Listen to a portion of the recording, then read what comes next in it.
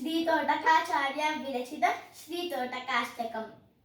विदिताखिल शास्त्रसुधा जलदे महिलोकनिषत्कजिताजनिदे हृदये कलये विमलं चरणं भवशङ्करदेशिकं मे शरणम्। करुणावरुणालय पालय मां भवसागरधूप्तविधूनहृदम्। रचयाखिल दर्शन तत्त्वनिधे भवशङ्करदेशिकं मे शरणम्। भवता जनता सुहिता भविता निजबोधविचारणचारुमते कलयेश्वर जीव विवेकविदं भवशङ्करदेशिकं मे शरणम्। भवयेव भवानिति येणितरं समजायत चेतसि कौतुकिता।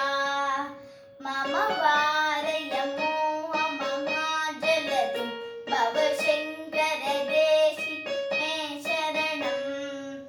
सकृते विकृते बहुधा भवतो भवता समजायति प्रालसता। अतिदैनममं परिपालय मां भवशङ्करदेशिकं मे शरणम्।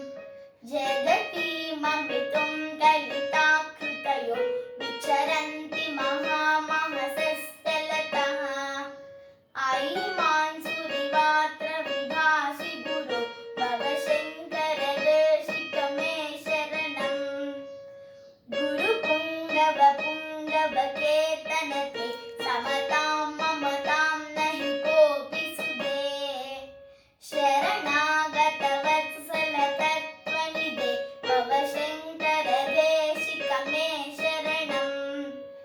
विदिताणमया विषदैत्यकला न च किञ्चन काञ्चनमस्ति गुरो।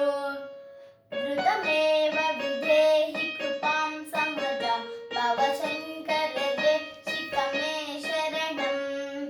भवशङ्करदेशिकं मे शरणम्।